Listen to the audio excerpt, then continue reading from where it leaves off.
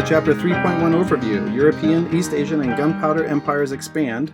And if you notice here, we're in a new time period. Starting with this chapter, we'll be looking at about 1450 to 1750. Now for our essential question, how did certain land-based empires develop and expand in the period from 1450 to 1750? And when I see how, that's a clue that it might have to do with cause and effect. And I'm looking here at sort of two parts things. How did they develop and how did they expand? So this how can also be thought of as causes. You know, our question could say something like, explain the causes of the development and expansion of land-based empires. So we're starting with looking at historical patterns and making connections. So we've got these sorted by spice theme, and the first is political, that empires expand through military force. And we'll be looking in this chapter especially at the canon. But the point with this pattern idea is that this is something that's happened throughout world history. It's not only in this time period. For a cultural pattern, we have religion as a source of authority. In this picture here, we have a king shown with the authority of God. And also religious conflict, both within and between states. And then for our economic pattern, we have that rulers often use power to generate revenue to fund the state. And that often takes the form of taxes. So we'll be looking for this chapter about the specific applications of these patterns. So relevance, going back to those same patterns, we have some modern examples of them, and we'll focus on the cultural one here. Currently, there is a conflict happening between a Muslim minority in China known as Uyghurs, and you'll hear a mention of them in this chapter. It was during this time period that that territory in Central Asia was first conquered by China. And here's a headline from 2019, here's the date down here, that China has been demolishing mosques and there's escalating persecution of Uyghur Muslims. So again, the idea is that that pattern is still with us today. There's also an ongoing conflict in the world of Islam between the Shia and Sunni branches of the Islamic faith. Today, that conflict is exemplified by Iran, which is primarily Shia, and by Saudi Arabia, which is primarily Sunni. And here's another 2019 headline about an Iranian attack on Saudi Arabia.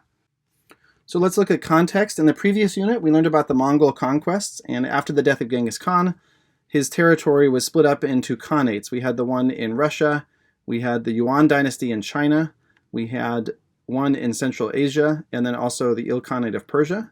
And what happens in the late 13, early 1400s, just before this time period, is that those khanates fell apart.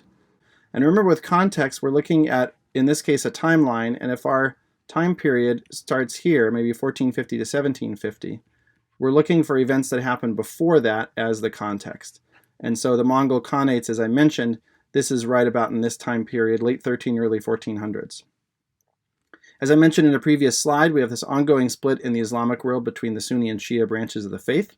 You also might remember from the previous chapter that the Delhi Sultanate was a conquest shown here of northern India, and it was Turkic rulers coming down here, and this introduced Islamic rule to India over a Hindu majority. Remember, in India, this country is predominantly Hindu, even during the time period of Islamic rule. And then finally, over in Europe, we have another religious conflict, in this case between Christian and Islamic beliefs, and that was exemplified by the Crusades, shown here with these arrows. You might remember that was a Christian attempt to reclaim territory in the Holy Land, down in this area here. And then also an Islamic rule of Spain. Remember, in the years after the introduction of Islam, Arab forces moved across North Africa and invaded Europe from Spain and were stopped right around this line or so, but that is an ongoing conflict between those two religions in Europe. And all those things will be important as we look at the events in our chapter today. So in terms of looking at these land-based empires, we're starting with Europe. So for the big picture, Europe is improving in the 1400s. The outbreaks of the plague are coming to an end that was worse in the mid-1300s. And the printing press has been invented. You might have heard of the Gutenberg printing press. And that increases the production of printed materials, which of course is going to increase literacy as more and more people have access to books. And the increased literacy is going to result in economic and political power in the future. The other big trend for Europe is powers becoming centralized. They're moving away from the feudalism model, in which you might remember there was a king, and then under the king were all these nobles, right? And one of the features of feudalism is that these nobles actually had a fair amount of power. And there were many cases when the king couldn't really control them. And so what we're looking at with this idea of power being centralized is we're moving away from that model the nobles and the church are having less power, and we're getting more of a bureaucratic model in which this is kind of an economic example, but in which this would be the king, and the folks under the king are not nobles with their own castle and their own land, but they're government ministers. So these guys all work for the government, and because they work for the government, there's a lot more of a reporting directly to the king model, and that's why we're saying that the king is kind of the central location of the power. Okay, for this chapter with our Europe discussion, we're focusing on Russia. And there's a comment in the book that Russia is considered to be more of a European empire than an Asian one, despite the fact that there's a lot of territory over here in this area that is clearly in Asia. The population centers and the capitals are in this sort of part of Russia down here, so we do consider it a European empire. So the big story for Russia is its expansion to the east, and if you can see on this key here, it starts in the very small area right around here, right around Moscow, and expands over a period of time, or about 300 years, to include this territory in Europe, but also all the way across Siberia to the Pacific Ocean, which is what the book focuses on. That starts with Ivan the Terrible, shown down here. He used soldiers called Cossacks to conquer territory in what is now Europe, and the big story for him is controlling the Volga River. That's this river that runs right down here like this, and that was strategically important for him because by connecting to the Caspian Sea, shown here, he's able to trade directly with the Ottoman Empire, who we'll hear more about later, and the Safavid Empire this way. And he doesn't have to trade with Europeans, and sometimes that's an advantage because there is a split, remember, in Europe between the Roman Catholic tradition in Western Europe and the Eastern Orthodox tradition, which is what Russia believed in, and that was a source of conflict and sometimes interfered with their ability to trade. The big reason for this expansion to the east is fur. And you might remember from the Little Ice Age that you learned about that temperatures cooled during this time period, creating a large demand for fur. Obviously, there aren't a lot of people with heated homes, and so they just need warmer clothes. And the fur-bearing animals live in the coldest part of the world, and so all the way across here in Siberia, you have a lot of fur, and that really drives the expansion of Russia to the east. And the Russian government taxed the residents of Siberia in fur directly. They had to pay a tax in fur to the government, and then the government was able to sell that and fuel the expansion of the empire. So next we focused on East Asia, specifically China, and I just thought we'd review the Chinese dynasties. These three are the ones we will be focusing on in this chapter, mostly really these last two here. So we started our studies this year with the Song dynasty. Remember, we started roughly about 1200 or so, and that was in the middle of the Song dynasty. Remember, the Mongols conquered the Song dynasty, founding the Yuan dynasty. And what we'll see in this chapter is that that dynasty lasted about 100 years.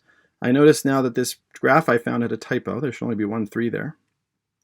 About 100 years, and it will be conquered by the Ming dynasty inside China, which rules for about 300 years. They will be conquered by another foreign empire, which is the founding of the Qing dynasty, which is another about 250 years or so.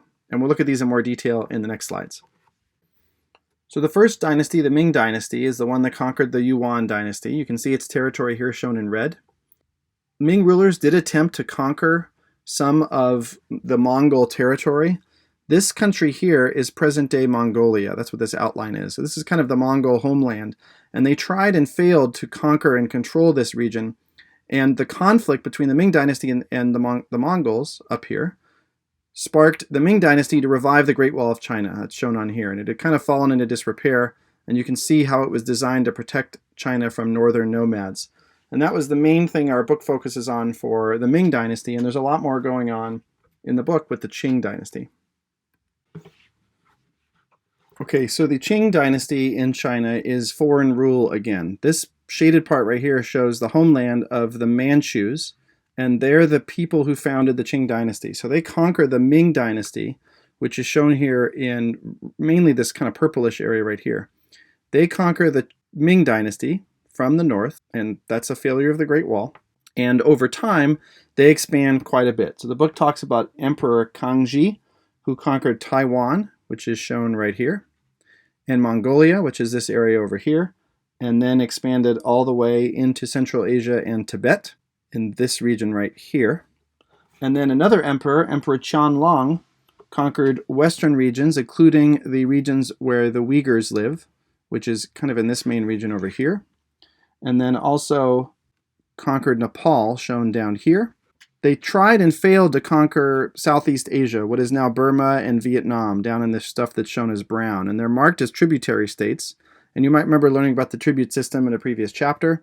But the failed conquest of this territory down in this area weakened the Chinese state quite a bit.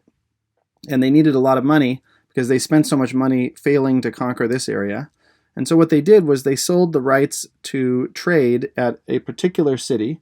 This city, Guangzhou, which is shown right here, they sold to Europeans. And lots of European empires traded there. And we'll learn more about that in a future chapter. But the British in particular are going to demand more trading rights than just being able to trade in one port. And that's going to be an issue in the future. But the big story here, to summarize for the Qing dynasty, is that it expands by conquest. What we're looking at now are some Islamic empires that are known collectively as the gunpowder empires because of their method of conquest. And we start with some similarities in those three empires: the Ottoman, which is brown here on the map, the Safavid, which is purple, and then the Mughal in India, which is this yellowish color. So they're all Islamic. They're all descended from Turkic nomads who began sort of up here in Central Asia and moved throughout Western Asia. They spoke a Turkic language. And they all took advantage of the power vacuum after the fall of the Mongols. You might remember we looked at that with the context section about reminding us of the Mongol Khanates. And when those collapse, there is an opening for new empires to step into their place. And as you might have know from their name, they're all relied on gunpowder as a method of expansion.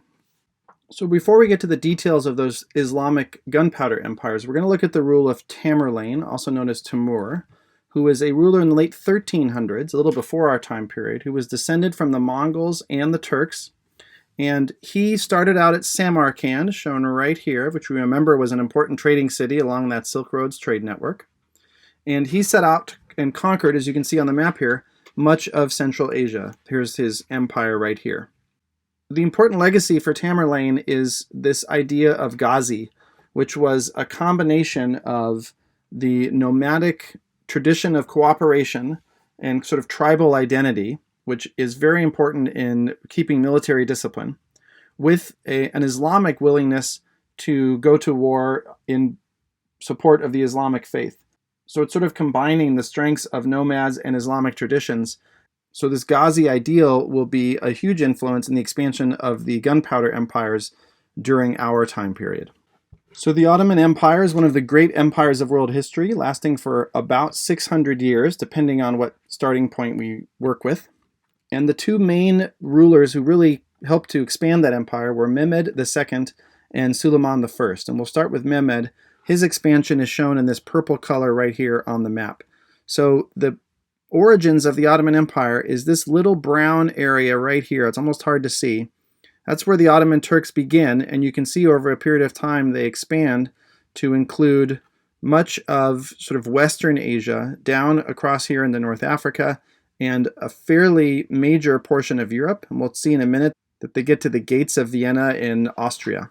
Probably the major contribution of Mehmed to the expansion of the Ottoman Empire is the conquest of Constantinople. Constantinople is labeled Istanbul. It is right here. And it straddles the Mediterranean Sea and the Black Sea. So all of these land empires over here can access Mediterranean trade by first trading on the Black Sea, working through this strait, which I'll erase for you here. It's kind of hard to tell, but there is a gap right there, through this strait and into the Mediterranean. So whoever controls this city has a lot of power. And under the Byzantine Empire, Constantinople had been the centerpiece of their economic power. So with the conquest of Constantinople, and that's in 1453, the Ottomans really cement their control of that trade. And they begin to expand throughout the Mediterranean region and into the Balkans, which is this territory known right here. And significantly later, Suleiman I, who's also known as Suleiman the Magnificent, expanded the empire further, and that is shown in this map in this sort of brown color. So he's the one who conquered more of Europe up to the gates of Vienna, and also this territory in North Africa here. One of the effects of this expansion into Europe is to intensify the fear in Europe of Turks. And there was sort of widespread fear of the Turk. And that had a big impact on interpolitical relationships between Christian empires in Europe and Islamic empires in the Middle East, and here, southeastern Europe. Now we're moving on to the Safavid Empire, shown here in blue on this map. So this is kind of a big picture look at the Ottomans over here in purple, the Safavid Empire here in blue, and it begins with the conquest of a 15-year-old boy named Ismail, who conquers much of modern-day Persia and Iraq. That's this territory we have here in blue. And the strength of the Safavid Empire is predominantly land-based military strength. And the issue with that is that they don't have a very strong navy at all, and you can see all this coastline that they have, and so that is going to be a weakness for them in terms of defending themselves from attack from the ocean. Under the rule of Shah Abbas I, it expands by conquest even farther beyond the territory conquered by Ismail. And probably the key feature of the Safavid Empire is its Persian and Shia Islam background. And in the Islamic world, the Shia are a minority, and they are predominantly in this Persian part of what is modern-day Iran. And so that's going to create a conflict between the Sunnis in the Ottoman Empire and the Shia in the Safavid Empire. And it's important for us to recognize that there is conflict within the Islamic world, and that conflict can be religious. There's also an economic conflict happening. There are traders in the Safavid Empire who are bringing silk from Asia, crosses with the Silk Road trade network through the Safavid Empire, and they want to bring it to Europe. And the Ottomans are not letting them cross through the Ottoman Empire to bring the silk into Europe. And that's going to weaken the Safavid Empire and create further conflict between those two Islamic states. The third and last of the gunpowder empires is the Mughal Empire. That begins with an emperor named Babur, who conquered the Delhi Sultanate. And you'll remember the Delhi Sultanate was up here in northern India. We looked at that in the context. And so Babur only manages to conquer, that's this line right here. So this is about the territory that he conquers. And that's the founding of the Mughal Empire. And then under Akbar, it expands as far down as here. And this yellow part is all Akbar. And then Aurangzeb is going to expand it even farther all the way down here. And so they rule most of India by the early 18th century. Under Akbar, who's shown here and probably considered the greatest Mughal emperor, trade on the Indian Ocean continues to flourish. So all of these coastal towns, and remember that trade network and how important it is still continuing and is a source of great wealth and power for the empire. And that trade is carried out by the merchant caste. There's a diagram here. The merchants are in this sort of central middle caste here. And they are the ones who are really carrying out this trade and trading with predominantly Arab Islamic rulers on the Indian Ocean trade. And we'll be hearing more about the Mughals in a future chapter. So it's important to remember that with the Mughal Empire, we have Islamic rule over a Hindu majority. So remember, maybe approximately 75% of the people in India are Hindu. So the challenge is to be able to rule with those two very different religions. So Islam and Hinduism are so different from each other that there's definitely conflicts between the Islamic rulers and the Hindu majority. And one of the questions is, to what extent will the Islamic Mughal emperors tolerate the non-Islamic subjects in their empire? We'll hear more about that in the future. Next in our book, we turn our attention to the reasons these empires declined. So we're going to go through the three Islamic empires again, this time focusing on their decline. So for the Ottomans, the big picture tradition is that Western Europe is strengthening, Russia is strengthening, and they're kind of up in this region, remember, and that is a threat to the Ottomans. And there's some specific things going on in this chapter that help us to understand why they decline the way that they do. And the first is the Europeans' victory at the Battle of Lepanto, which is shown here on this map. And it's an important trading route, sort of like the one we were talking about with Constantinople up here. And you might remember that the Ottomans were a threat to Mediterranean trade, and major trading cities like Venice up here were constantly trying to beat back Ottoman influence. And in 1571, they had a major victory and weakened the Ottoman presence in the Mediterranean, which is going to take away some tax revenue and trade revenue for the Ottomans and make them weaker. They're also weakened by a system, I guess, or a tradition that we call harem politics. In the Ottoman tradition, emperors had a harem of women who bore them sons, And the idea was to create as many potential heirs as possible. But in some cases, there were so many sons that it created a lot of infighting, a lot of political intrigue, not a lot of consistency, and it's not a very good system to have continuity of rule. So that's another thing that weakens them. And then we also have European expansion. A big moment in the Ottoman Empire is the independence of Greece. And this map here is shown the territory that they lost. So we saw a previous one where they expanded, and now by 1923 it's kind of shrinking. So all this territory in the different colors is territory that they're losing. And they fight all the way until World War I, but by World War I, the Ottoman Empire is conquered, and we'll learn more about that later.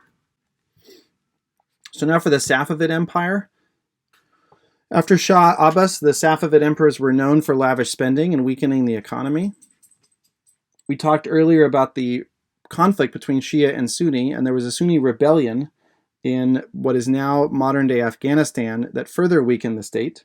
And because they were so weak, they were unable to resist conflict and the loss of territory from the Ottomans in this direction and the Russians in that direction. And by 1760, the Safavid Empire is basically no more. So now we'll look at Aurangzeb and what he did to weaken the Mughal Empire.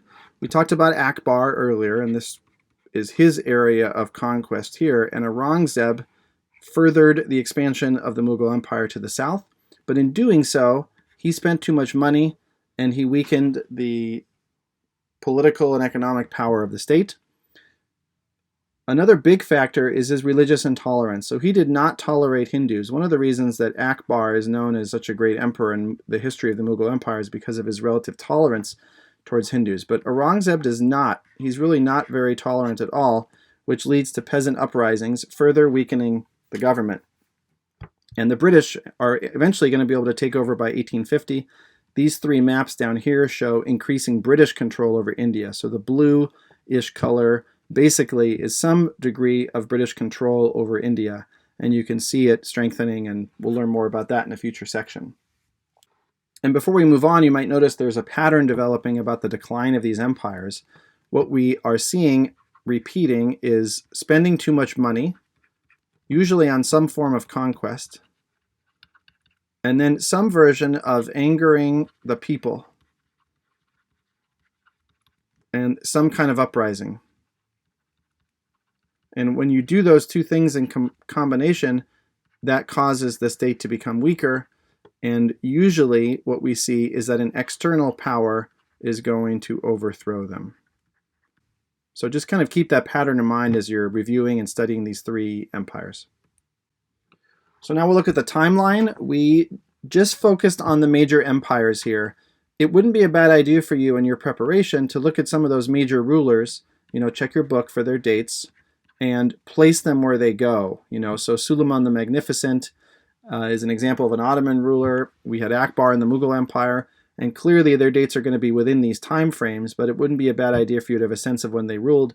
But I thought we would just look big picture, and I put them under their opening date. The Ottoman Empire goes all the way till 1918. So if I was going to make a detailed timeline, which you might want to do at home, I would have the Ottoman Empire be this long bar like this, and that kind of spans that whole time period.